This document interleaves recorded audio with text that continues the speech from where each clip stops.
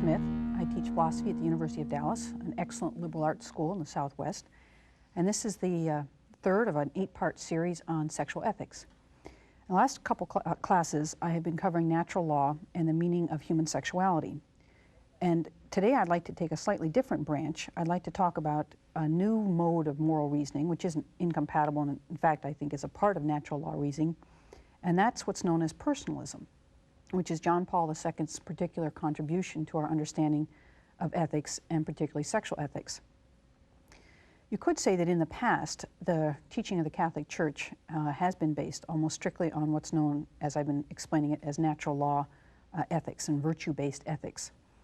In a sense, this is based on what's called a cosmological view of the universe, that you look at the universe and it's an ordered universe, and that universe is ordered by laws, regularities that are predictable, and that we've learned that it's best for us to live in accord with these laws, because they've been put into place by a very benevolent lawgiver who is God himself. And so what we need to do really is to look at the external world, see how it operates, and live in accord with it. Now, that's still perfectly valid. It's a perfectly excellent way of going about doing ethics. But we'll notice that, especially if you take a look at the New Universal Catechism, that there's a new focus that was building really in the documents of Vatican II, which many people know. Karol Wojtyła, John Paul II, had an enormous influence in the formulation of those documents. And they have what is called a Christological focus rather than a cosmological focus. Again, the cosmological focus focuses on the cosmos. The word cosmos itself means ordered, on an ordered universe. Whereas a Christological focus focuses really on the person of Christ himself, that Christ is the perfect human being. And if we want to have an idea of what we're supposed to be, we should look at Christ and ask him, well, in what ways is he perfect? Well, many ways, every way that's perfect. Of course, he's perfect. But for us, for today, the things we want to focus on is that he is a perfect lover, right? And he's the perfect self-giver. And that this is behind everything that John Paul II is doing when he's looking at the human person. He says, I've got a paradigm of the perfect human person who is Christ himself. And you'll see that the ethics of Vatican II and of the Universal Catechism very much center on a kind of Christological view, with making natural law certainly a component of this.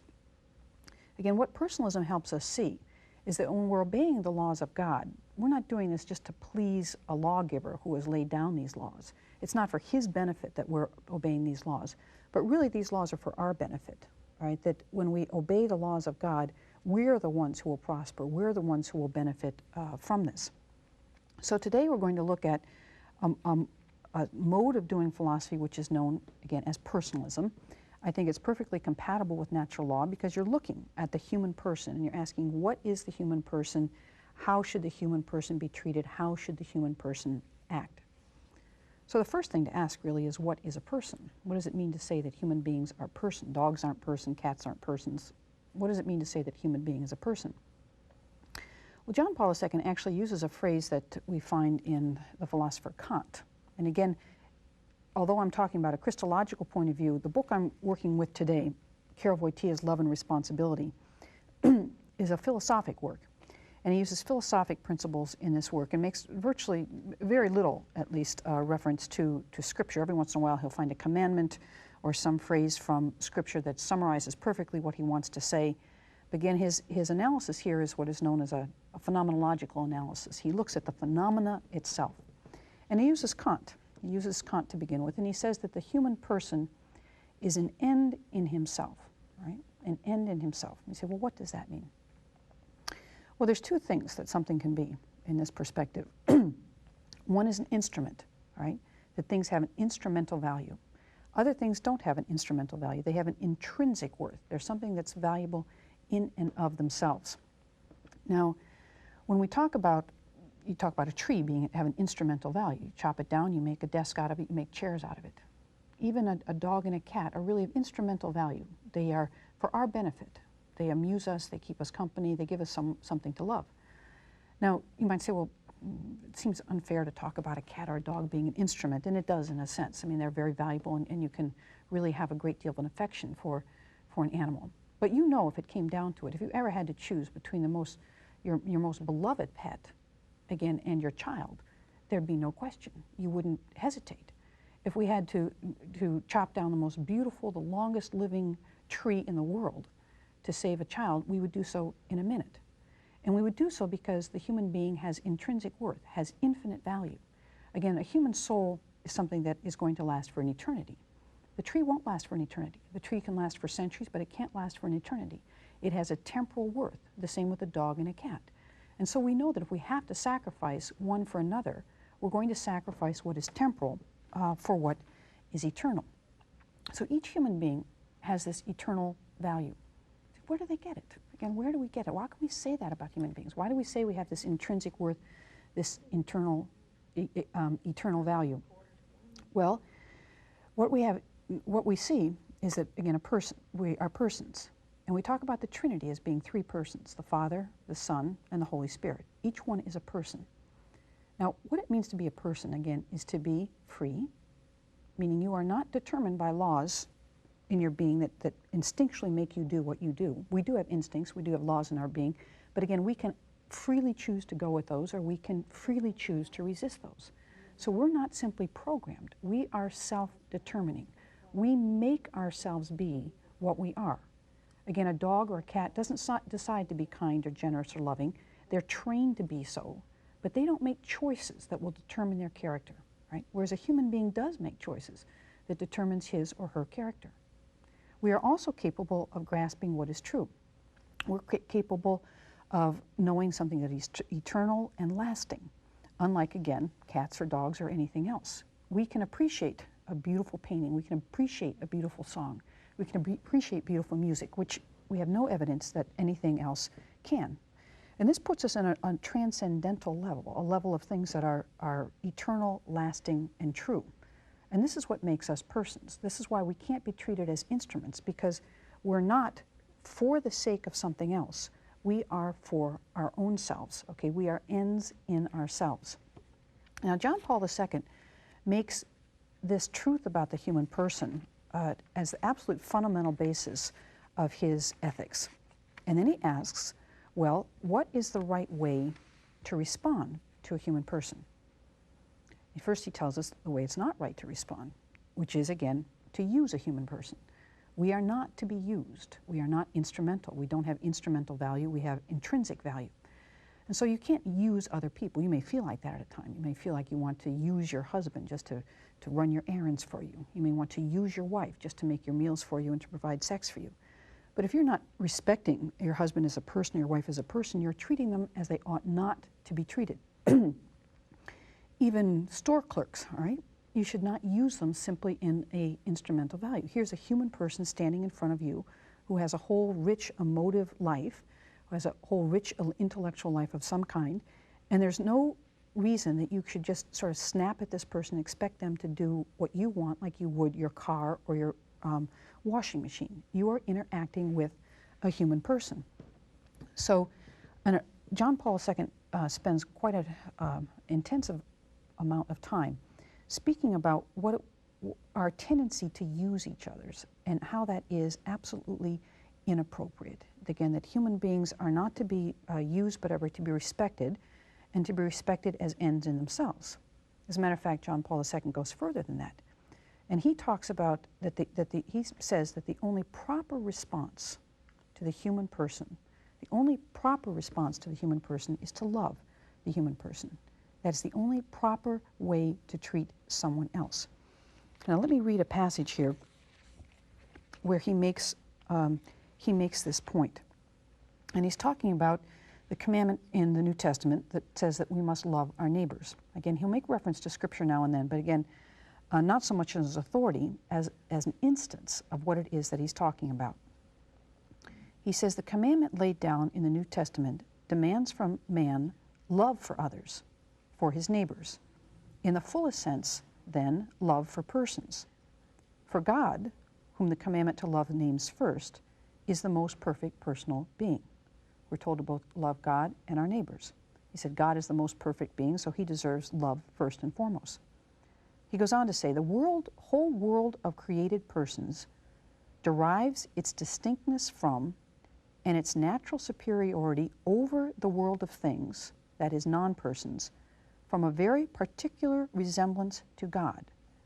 The commandment formulated in the New Testament, demanding love towards persons, is implicitly opposed to the principle of utilitarianism, which is unable to guarantee the love of one human being, one person, for another. The opposition between the commandment in the Gospels and the principle of utilitarianism is implicit only in that the commandment does not put in so many words the principle on the basis of which love between persons is to be practiced. Christ's commandment, however, and the utilitarian principle seem to be on different levels, to be norms of a different order. They do not deal directly with the same thing. The commandment speaks of love for others, while the utilitarian principle points to pleasure not only as the basis on which we act, but as the basis for rules of human behavior.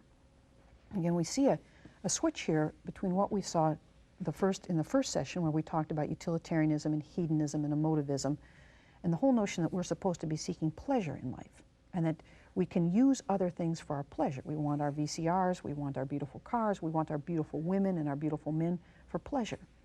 And John Paul II is saying that's not the highest goal in life. The highest goal in life is not pleasure, but the highest goal in life is love. Again, we are meant to love one another. He says this very succinctly here. He says, a person is an entity of a sort to which the only proper and adequate way to relate is to love. So, we're obviously left with an enormous question here, which is the question is, what does it mean to love a person? What is love? Now, John Paul II, in this very thick book, does a very detailed analysis of these questions. And first he gives us what he calls a metaphysical analysis of love. And then he gives us what is called a psychological analysis of love.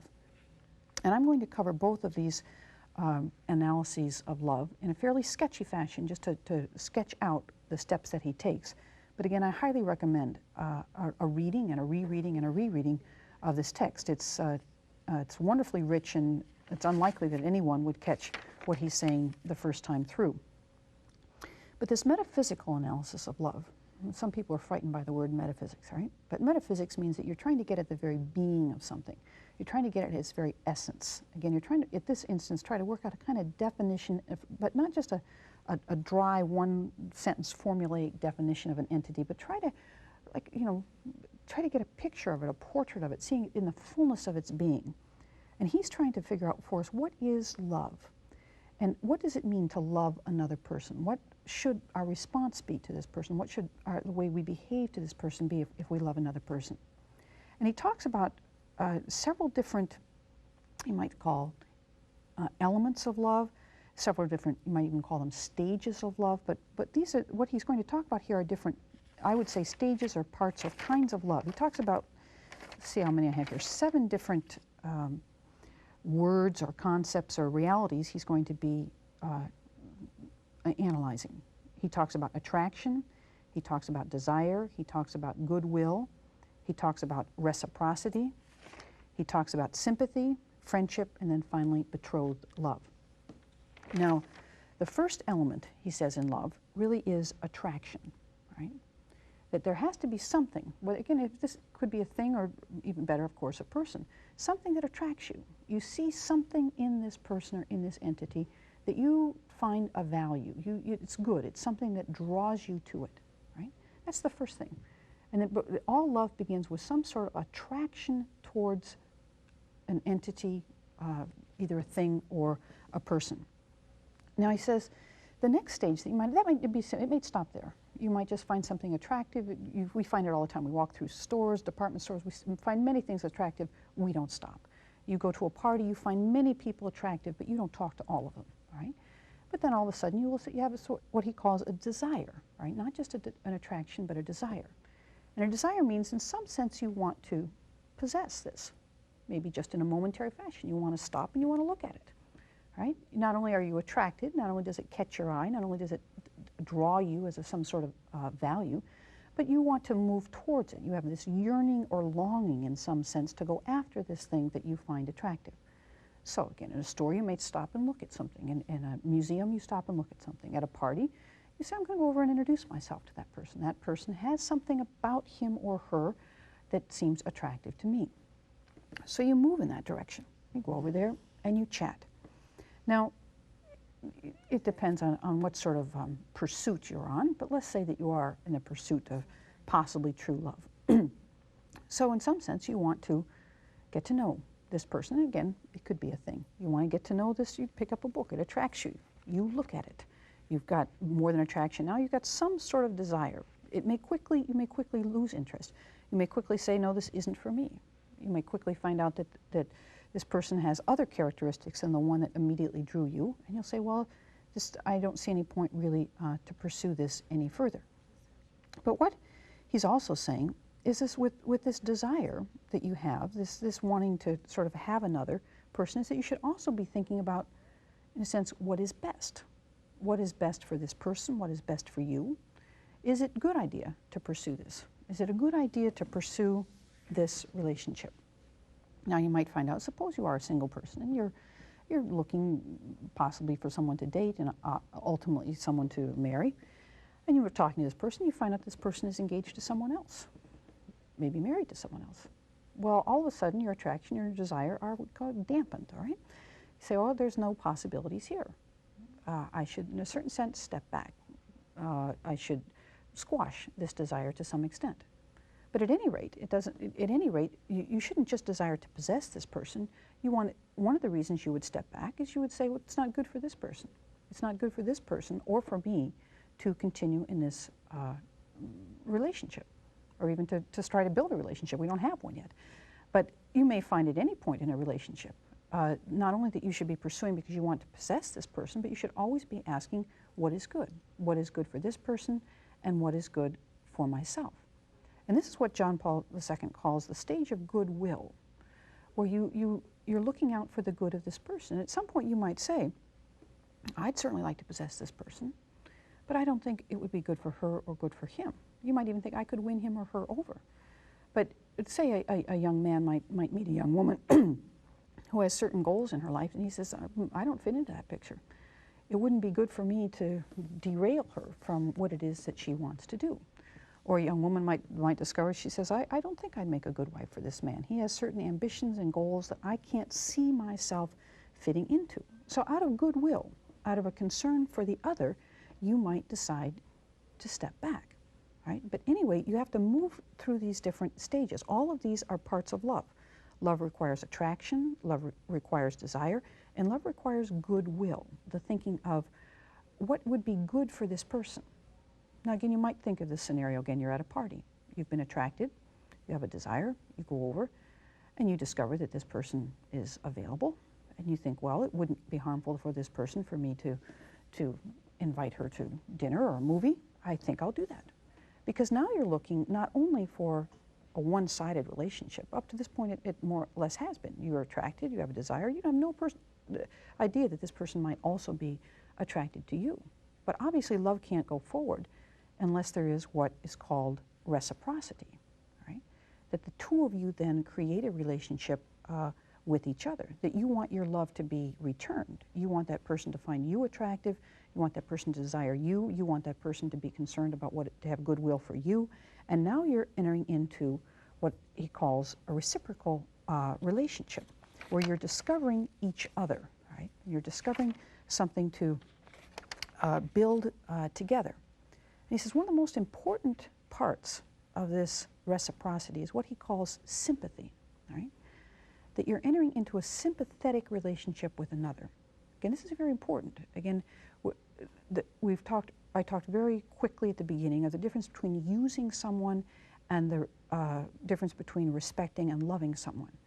And that you could just use someone. You could say, I like this person, he or she is so beautiful, I like to have him on my arm, I like to go out and show him off. I feel great, you know, I. You're talking ego here. And you could actually have two egos working together. You could have someone else feeling the same way about you. I like the way he dresses, he's a snappy dresser. I want my friends to see me with this guy. Are you really interested in him? Possibly not at all. It's simply two egos who are sort of having a reciprocal, egoistic little fit here. Whereas John Paul II says, no, again, that's using each other as an object, that what you need to do is to care about the other, is to care about the other's feeling and to have what is known as an affectionate relationship, an effective relationship, that you wouldn't want to do anything that would embarrass or use this other person. Because now you're building on this goodwill that you are meant to have for this person. Not only am I attracted to and desire this person, but I desire what is good for this person. There's some wonderful passages here in this talk about sympathy. He says, and sympathy in itself needs to be governed by some sort of response to the truth, and you can get all caught up in feelings, and we'll talk about more precisely what some of those feelings are when you're entering into a love relationship. He said that you can all of a sudden take the feel, you love so much being in love that you pay very little attention to who it is really that you're in love with and who this person is. But he talks about the absolute need for this sympathy, for this fellow feeling. The word sympathy, as a matter of fact, means, sum comes from the word with in Greek, and patho means to feel. So you feel together with someone when you have sympathy. And he speaks of it this way. He says, the subjective force of sympathy gives human loves their subjective intensity. All right? Mere intellectual recognition of another person's worth, however wholehearted, is not love. Right? Mere intellectual recognition of another person's worth, however wholehearted, is not love. Right? Meaning, you can see all sorts of people that you think are terrific value, terrific person. You think they're terrific. But you haven't entered into a relationship there. A mere recognition of their goodness doesn't mean that you have any kind of relationship yet, any kind of love. I mean, this whole notion that you might fall in love with Mel Gibson, you know, or Meryl Streep or something, you can't, right? You can have an attraction for them and a desire for them, but you can't have love, because love requires this reciprocity, and love requires this sympathy. He says only sympathy has the power to make people feel very close to each other. But then love is an emotional experience, not the result of reflection. Right? Love is an emotional experience. Sympathy brings people close together into the same orbit, so that each is aware of the other's whole personality and continually discovers that person in his own orbit. I have to admit, these are rather lovely words. That when you find yourself falling in love with someone, you find them, as he says, in your orbit. You sort of have a sense of where they are. You have a sense that they might be coming.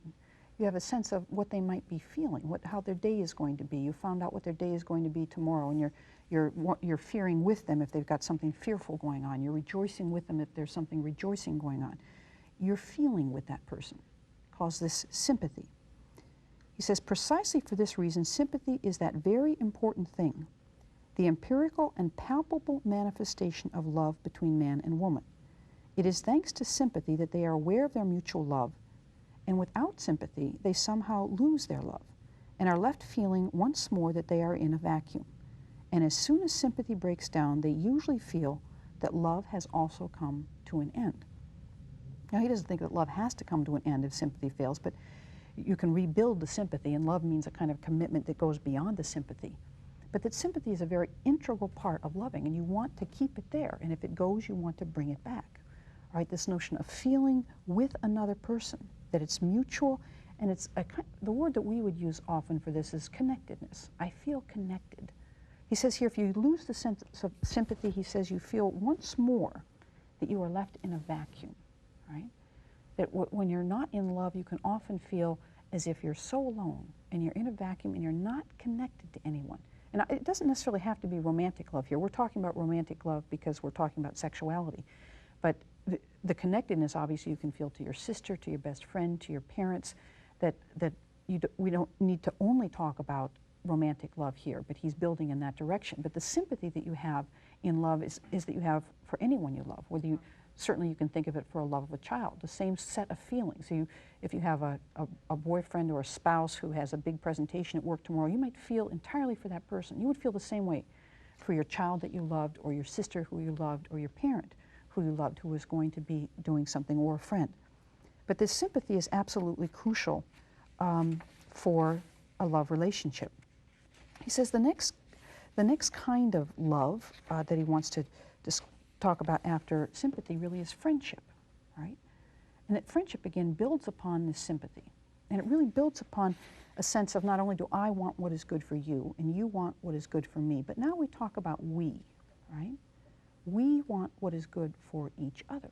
You're starting to think of yourselves as a unit, not just that I'm interested in you and you're interested in me, but that we are a unit, right? That are starting to look out for what is good for each other. So these are the stages of love, or I don't know if it's fair to call them stages, but kinds of love, elements of love. Attraction, desire, goodwill, reciprocity, and finally, sympathy and friendship.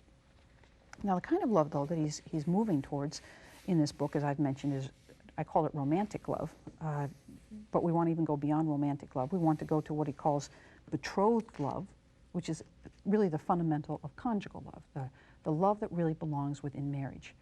He talks about betrothed love as being quite different, really, from friendship. It's a move beyond friendship, right? It's a move beyond friendship in the sense that you want to give yourself totally to this other person, right? That when you get married, when you get engaged, let's talk about engagement first, it should come first, right? That you really want to say, I want to give my whole life to you. We want to knit a life together. That's what we're talking about here. We're talking about two becoming one and going forward in life together. So you move beyond friendship. Obviously, you can have many friends, all right? Because with friends, sometimes it's cordoned off into certain portions of your life. You have friends that you go to ball games with. You have friends that you play tennis with. You have friends that are lifetime friends that you share different interests in music and art, books. But with the betrothed love, the betrothed friendship, if you will, between a male and a female, is something far beyond any sort of set of interests that you have. I'll talk about that more later. It's far beyond that, but the real point is that you want to share your entire life with this person. You want a sense of totality. And this is his description of this love. He says, betrothed love differs from all the aspects or forms of love analyzed heretofore. Its decisive character is the giving of one's own person to another. The essence of betrothed love is self-giving, the surrender of one's I.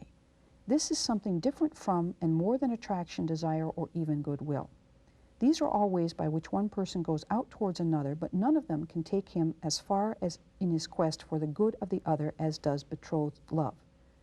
To give oneself to another is something more than merely desiring what is good for another, even if as a result of this another I becomes, as it were, my own, as it does in friendship. Betrothed love is something different from and more than all the forms of love so far analyzed, both as it affects the individual subject, the person who loves, and as regards the interpersonal union which it creates. When betrothed love enters into this interpersonal relationship, something more than friendship results. Two people give themselves each to the other. I'm going to go into this question of betrothed love a little bit more into in the next half hour. But here I just want to mention that it means this real mutual self-giving, that you have two people who are making this complete commitment to each other, which again you don't make in friendship. You want your friendships to last forever. You want them to be something that, well, you may or may not. You may say, well, I know we're just going to be friends this summer. But if you get someone who really matches you on many, many levels, you'd like this person to be your friend for life. But you do know that it could end. Any friendship could end. And you certainly don't think that necessarily you're going to in any way, if this person moves to another part of the country, you'll move to another part of the country. But in betrothed love, you do.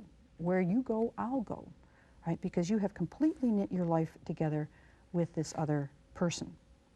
Now, the point to this is that spouses, betrothed love, the individual is totally irreplaceable, right? In no way can you replace this particular person in your life, right? Again, human beings are every human person is irreplaceable. Every person is unique. But in this case, it's irreplaceable to me, right? There's no way I could ever replace this person in my life. Again, there's other relationships that are this way besides spousal love. You could say the same thing with your children. Your children are irreplaceable. Your parents are irreplaceable. And even your friends are irreplaceable. But you don't make, in any of those relationships, you don't make the same kind of commitment that you make to a spouse, right? Which is a lifetime, everlasting commitment. Your children are going to move across the country. Some of your children will. You won't probably move with them. But again, if your spouse moves across the country, you are attached. and you should move with that person. We'll cover this more in a moment. Thank you. We just finished talking about what John Paul II calls the metaphysical analysis of love, where he was trying to offer us a definition of love and show us the different elements that were in love. Now, the other thing he does in this book is he tries to show us what he calls a psychological analysis of love. Right? He really tries to show us the sort of physiological and psychological steps that we go through or should go through in our coming to love another person. In a certain sense, to choose a spouse. Right? What steps do we go through in this process of learning how to be a lover and learning how to choose a spouse? And in his psychological analysis, he begins, of course, with the realization, and again, I mentioned this in one of the earlier talks, that all of the information that we get from the world comes through our sense data, right? And that first we respond to the world. Responding to another human person, the first thing we notice is the way they look or the way their voice sounds. We have some sort of physical knowledge of them that comes through our sense data. And then this arouses in us some sort of emotion. It arouses in us some reason, again, to be attracted to another person. Now, he mentions that there are two major sources of attraction to another person, which he calls sensuality is one, and the other is sentimentality. He says we have to admit that the first thing we generally notice about another person, and he might say especially about, that males especially observe about females, is beauty. Right? The first thing you notice is this is, again, an attractive person. And they don't need to be, of course, the beauty of a model in a magazine, but you like their eyes or you like the way they move their hands. It's beautiful to you. There's something about this person that you find attractive, right? But this is what he would call largely a physical value, right? Something that is physical in your response to a person. He says it's often hard to move beyond this or to see beyond this. And we've all noticed this. We've all noticed people who are so mesmerized by someone's beauty that they are not really able to see that this person is perhaps selfish, or maybe mean or cruel. And you wonder why this person sticks so much with this other person. You say, why? You say, well, he's clearly very handsome or she's clearly very beautiful, but is that enough?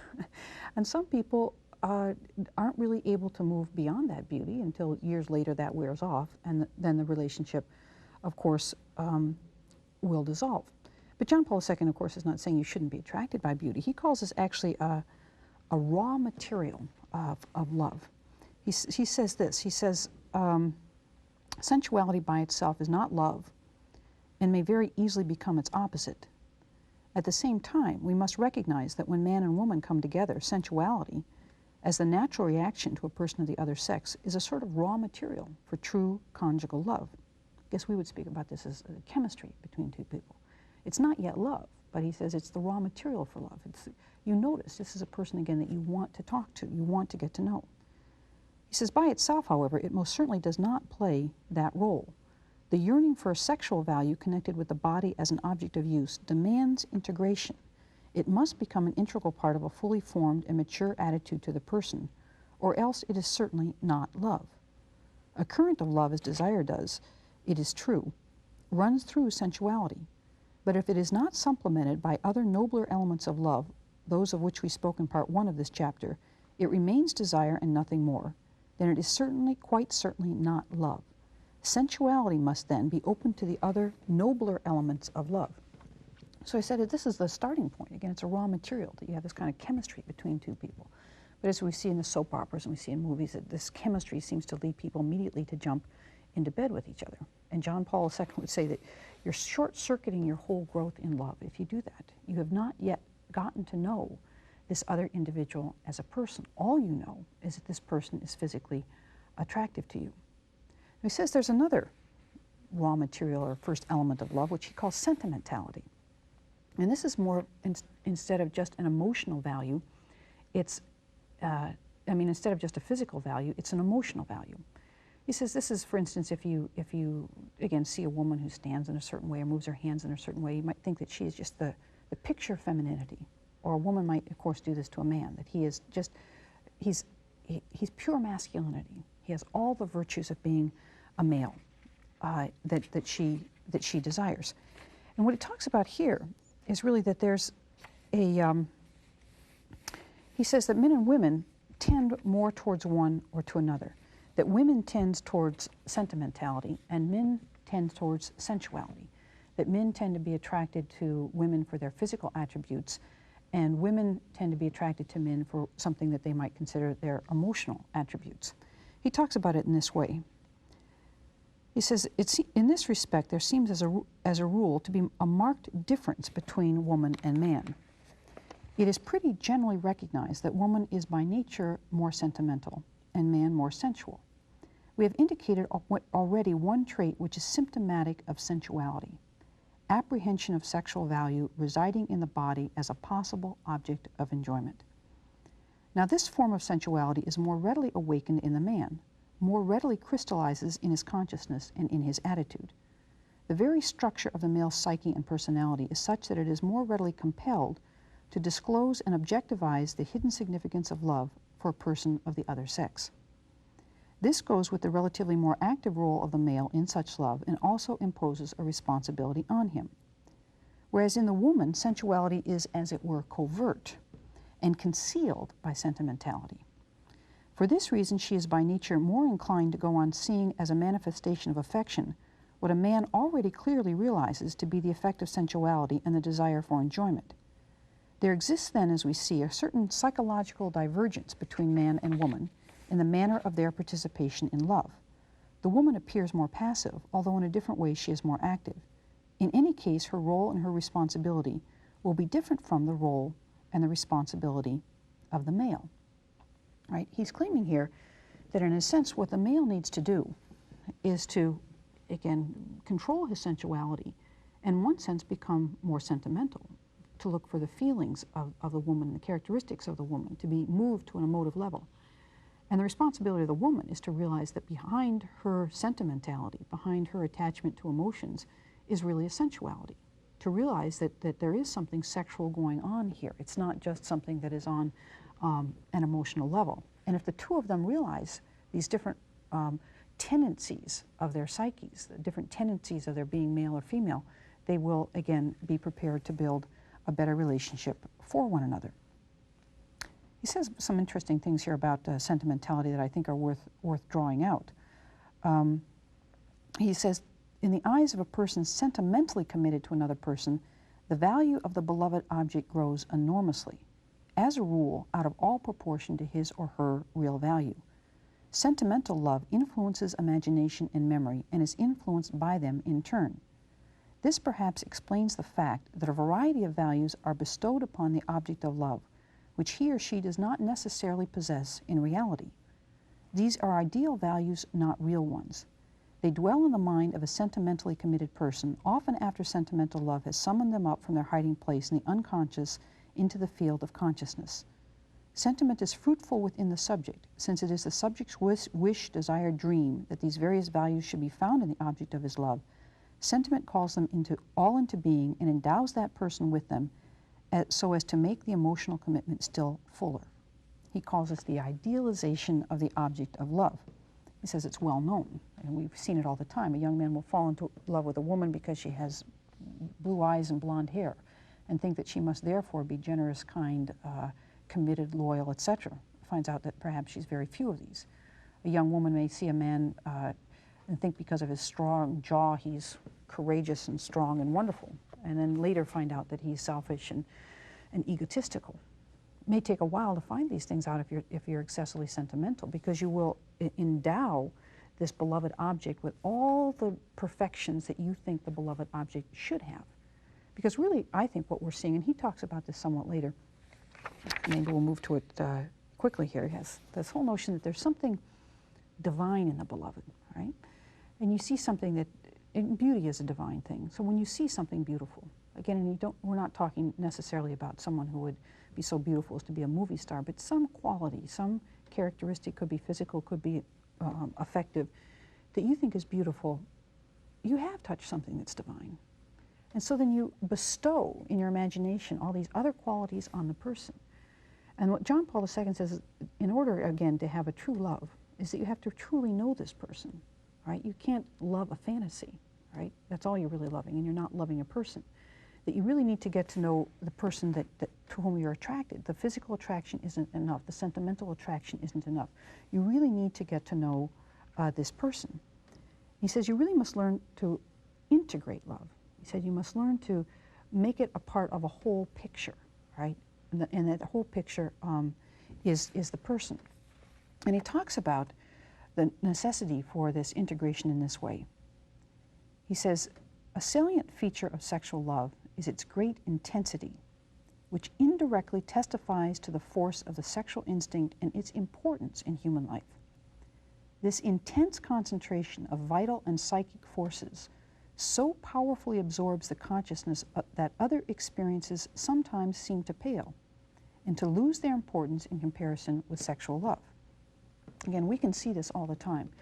We can see that people are drawn to each other and that they feel this love for each other that is so intense, with the sexual love is so intense, the sexual attraction is so intense that they can't pay attention to anything else, that they are completely drawn to the other person, so much so that everything else loses their attraction or their attention.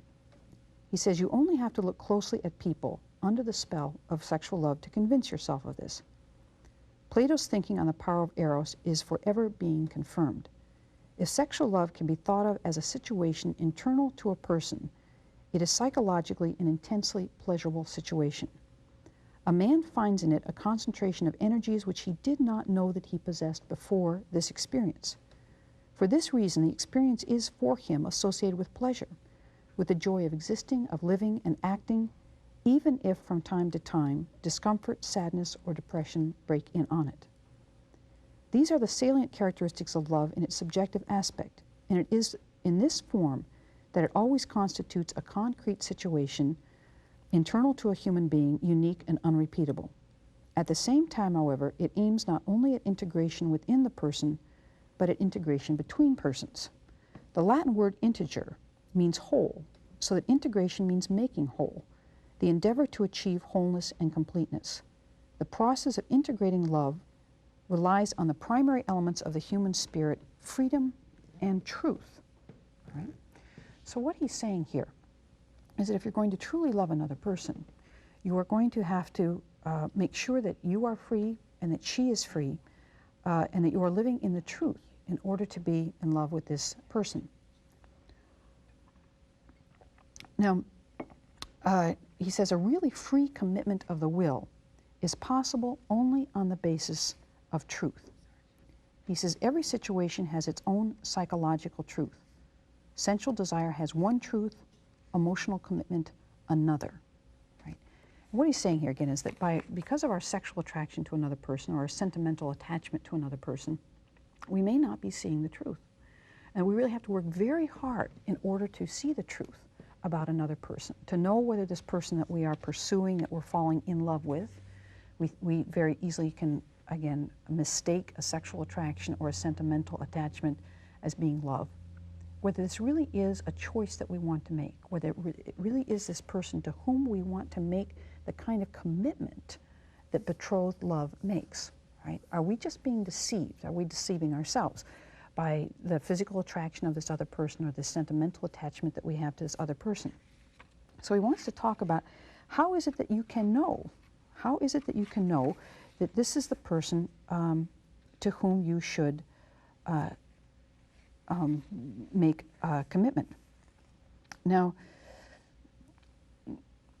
I want to talk a bit more about this, read another passage here that talks about this attachment that we have to a person of the opposite sex and the way that we need to move away from simply a sensual and emotional reaction to a kind of what he would call an objective evaluation. Right? He makes an enormous distinction here between what is subjective and what is objective. Subjective really means our own internal state of being. And we can think we are, again, wildly in love with another person. We are so attached, we're willing to go to the ends of the earth for this other person, right? We may not know the person much at all. That could be almost strictly a subjective experience. Again, whether the person is beautiful or the person we think is courageous, and we are ready to go after this person. But do we really know the person? We need to somehow get ourselves outside of our subjective response to this person into objective reality and say, who am I committing myself to? How can we in a certain sense, pin ourselves down to make certain that we just don't go flying off because of some physical or sentimental reaction, and discover who it is that we're really dealing with. He says, this is what we need to keep in mind. He says, every person of the opposite sex possesses value in the first place as a person, and only secondarily possesses a sexual value. Psychologically, the love of a woman and man is an experience at the core of which is a reaction to a sexual value. You can't and you shouldn't take the sexual value out of relationships between males and females. It's there, again, it's the raw material of relationships. He says, in the context of that experience, the person is apprehended primarily as a human being of the other sex, even where there is no special emphasis on the body as a possible object of enjoyment. But the mind is simultaneously aware of this human being of the other sex as a person. This knowledge is of an intellectual, conceptual kind. The person as such is not the content of an impression, for no essence can be so contained. Since the person is not the content of an impression, but only the object of conceptual knowledge, it follows that a reaction to the value of a person cannot be as immediate as a reaction to the sexual value connected with the body of the specific person, or looked at more broadly with the total phenomenon constituted by a human being of the other sex. What is immediately contained in an impression and what the mind subsequently discovers in it affects the emotions differently. Nonetheless, the truth that a human being of the other sex is a person, someone as distinct from anything, is ever present in the consciousness. This it is that awakens the need for the integration of sexual love and demands that the sensual and emotional reaction to a human being of the other sex be somehow adjusted to the knowledge that the human being concerned is a person. So in every situation in which we experience the sexual value of a person, love demands integration, meaning the incorporation of that value in the value of the person, or indeed its subordination to the value of the person. This is where we see clearly expressed the fundamental ethical characteristic of love. It is an affirmation of the person, or else it is not love at all. All right, now what we're talking about here is that you've got this, again, a sensual or sentimental attraction to a person. And this person needs to be affirmed, right? Again, does not need to be used, right? And this is key, that he talks about love as being affirmation. Let me see if I can, I'm jumping it just a little bit ahead here.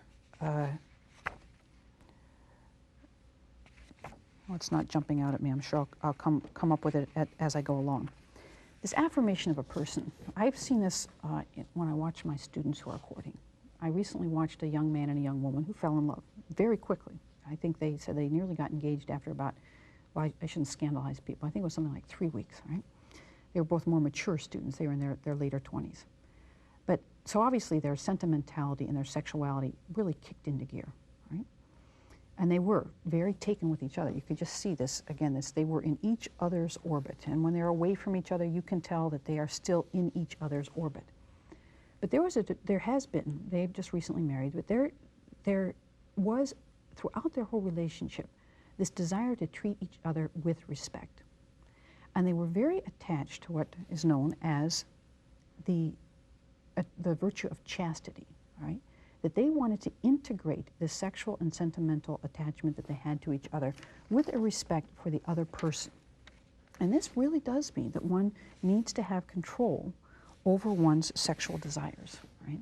That one is very much saying that my sexual desires are subordinate to my interest in you as a person. And this young man was so interested in this woman, again, that he would never dream of getting her pregnant before marriage, or having sex with her before marriage, because he would say, I respect her so much that I would not want to put her through that situation, right? I respect her so much that I know this love is going to last. I know it's not temporary. I know we don't have to jump into bed with each other because this is going to last. This is a lifetime thing. And what is important now is for us to really get to know each other, right? To really get to know each other as a person. And the way to do that is for me to show her that I am not being driven by my sexual desire, that I really enjoy her company, that I want to get to know her, what her dreams are, what her desires are, what her values are, and to let her come to know me. And that if we gave into sexuality at this point, it would obscure our getting to know each other in a deeper fashion. We would get to know each other sexually. We would get to know each other in a certain sense emotively. But would we really get to know the person, right? And this is the major interest that what chastity really is a virtue that's in service of love. This is how he describes it. He says, the longing for true happiness for another person, a sincere devotion to that person's good, puts the priceless imprint of altruism on love. But none of this will happen if the love between a man and a woman is dominated by an ambition to possess, or more specifically by concupiscence, born of sensual reactions, even if these are accompanied by intense emotion. Such emotions give love a relish, but do not always contain its objective essence, which is inseparable from the reciprocal affirmation of the value of the person. It is impossible to judge the value of a relationship between persons merely from the intensity of their emotions. The very exuberance of the emotions born of sensuality may conceal an absence of true love, or indeed outright egoism. Love is one thing and erotic sensations are another. Love develops on the basis of the totally committed and fully responsible attitude of a person to a person. Erotic experiences are born spontaneously from sensual and emotional reactions. A very rich and rapid growth of such sensations may conceal a love which has failed to develop. For this reason, we have stressed the need to distinguish between its objective and subjective aspects in our analysis of love. Now again, what is it then that is this objective reality that will help you test whether or not your physical, sentimental, emotional response to a person are ones that are worth following through on? I mean, you might have a very intense physical reaction, a very intense sentimental reaction to another person, but how do you know again that this is a person to whom you should commit yourself? Well, John Paul II again says that you must be, your commitment must always be rooted in the truth of the person. Now, what does that mean? It means this, again, that a person takes a lifetime to love and a lifetime to get to know. That again, this betrothed love is a love of total self-giving. You want to give yourself completely to another person. And in giving yourself completely to this other person, you want full disclosure. Now, can we change over a lifetime? What we are today, we're going to change tomorrow. We hope for the better, right? But if an experiences change us, becoming a parent changes us, moving to another part of the country, getting a job changes us. And we're always shaping and developing. And he said love has to be prepared for that.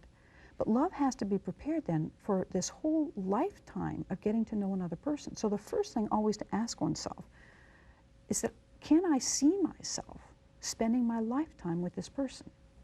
Not can I see myself going off to Tahiti for the weekend with this person, or not can I see myself for this next year having this wild, wonderful relationship with this person, but can I see myself growing old with this person? Do we have values in place that we can say that we want to get to know each other, we want to live a life together? And this young woman and man that I spoke about who fell in love so quickly, they had that between them. They're both very committed to their church, they're very committed to education, they're very committed to family, and they quickly found that behind this physical, sensual response to each other, this chemistry between the two of them, there was real commonality in what they wanted to do with their lives, all right? And one way they knew that, of course, was again this being willing to wait until marriage to have sex. That they said sex isn't the most important thing in this relationship. What is most important is making a witness to each other of our love for each other, making a witness to other people of our love for each other, that this is true love, this is not just chemistry that's compelling us, that I found something attractive about this person, and I found that this person possessed more than just this physical attractiveness, possesses a whole world of riches as a person that I want to commit my life to. Another way of doing that, another way of testing that, of course, is to see, not only do I want to spend my life with this person, but again, do I want to be a parent with this person? Do I want to be the mother to this man's children? Do I want this woman to be the mother of my children, right? And this is a very important question to ask. It will get you very much into, do I want my children to hear his stories? Do I want them to share his values? And this is how you get to know whether the person that you are attracted to is really a person with whom you want to share a life's work. So that John Paul II is saying that it's very important to develop this virtue of chastity, this virtue of self-control over your sexual desires, so that you don't immediately act upon them, so that you can stand back from them and really get to know the person with whom you're dealing. Again, this is not saying that your sexual reaction is a bad thing. It's saying that it's a very good thing. It drew you to this person. But now you have to, in a certain sense, harness that wild horse, pull it in, and make it drive you where you want to go, and to make certain that you want to get there with this other person. So the essence to learning how to become a true lover, in John Paul II's sense, a betrothed lover, one who is going to give yourself completely to another person, is not to repress your sexuality, not to deny it, right? But to govern it, right? To put it in service of the truer and higher values of the human person. So he's saying that, again, our word chastity means self-mastery and self-control, and that if you have control of your desires, as I saw this young man and this young woman have, very clearly very attracted to each other, but very clearly in control of those desires, that they have now made a pledge of a marital commitment that will carry them through their lifetime. So in the next hour, we're going to look at the abuses of this marital relationship. Thank you.